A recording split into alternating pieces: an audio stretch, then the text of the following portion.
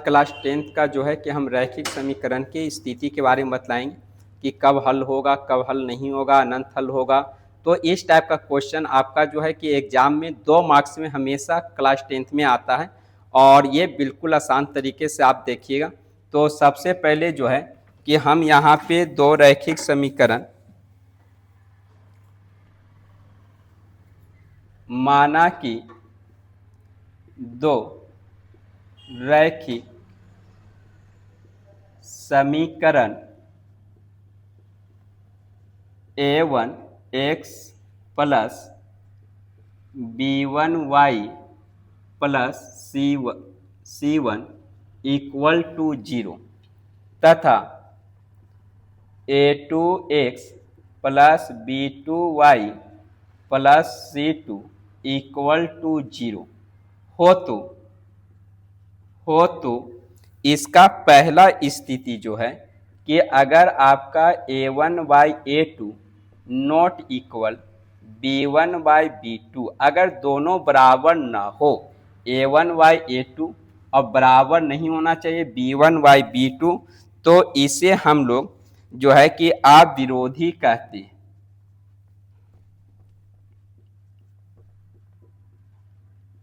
अविरोधी, और ये आपका अद्वितीय हल होता है।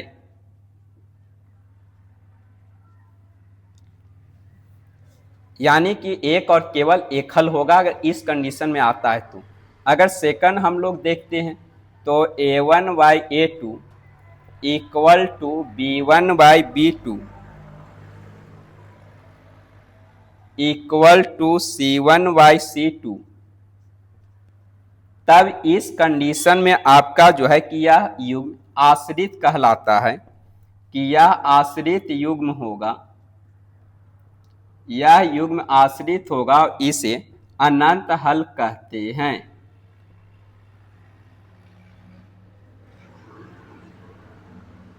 यानी कि आपका a1/a2 equal to b1/b2 equal to c1/c2 आ जाए तो ये आश्रित युग्म कहलाता है और यह अनंत हल होता है। अगर आपका जो है कि तीसरा कंडीशन अगर आ जाए a1/a2 equal to b1/b2 not equal c1/c2, तो ये आपका कोई हल नहीं होता है।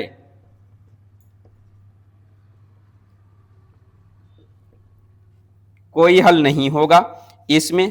तो ये 3 कंडीशन आपका जो है कि यह आता है। तीनों कंडीशन पे हम एक एक एग्जाम्पल देखेंगे। यहाँ पे जो है कि हम लोग एग्जाम्पल देखते हैं कि 10th का जो है कि इस टाइप का क्वेश्चन 2 मार्क्स में आता है।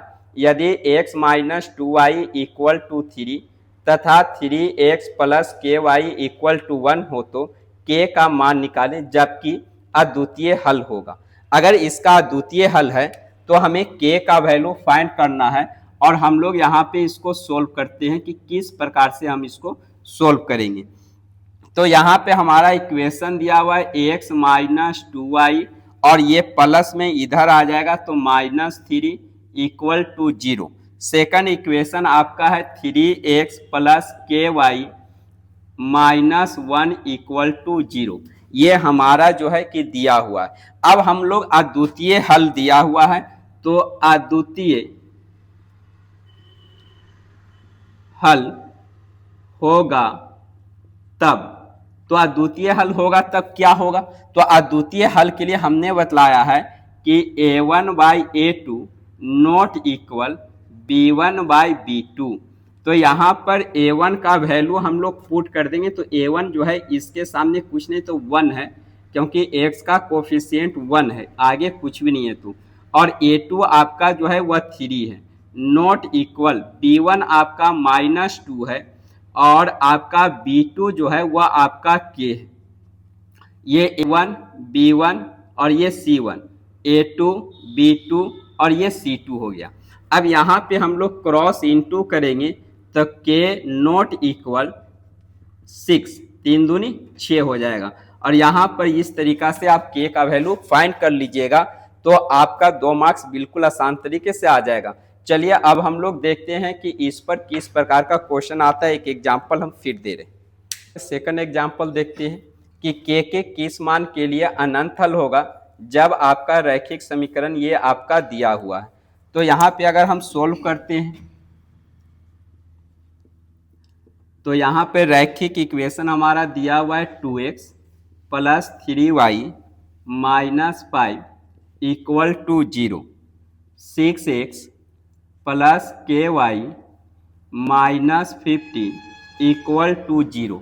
अब यहाँ पे कहता है कि अनंत हल होगा, तो अनंत हल होगा तब, तो अनंत हल कब होगा? जब ये तीनों आपस में बराबर होगा। a1/a2 equal to b1/b2 equal to c1/c2।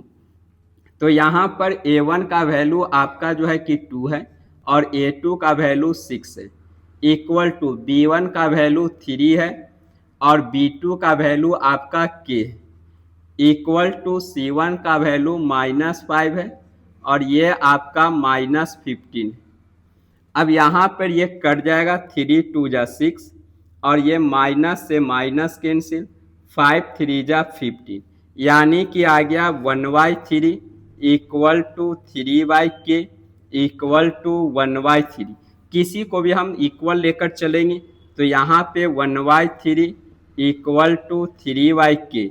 अगर हम क्रॉस इंटू करते हैं तो k इक्वल टू 3 में 3 से गुना करेंगे 9 और ये आपका आंसर हो गया। तो इस प्रकार से अनंत हल का जो है कि क्वेश्चन आता है। अब हम लोग थर्ड एग्जाम्पल देखते हैं।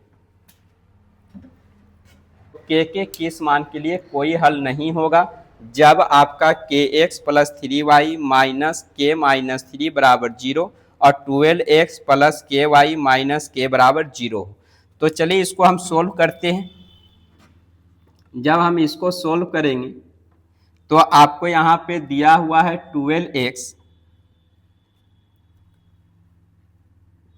kx plus 3y minus k minus 3 equal to 0 और यहाँ पे दिया हुआ है 12x plus ky minus k equal to 0।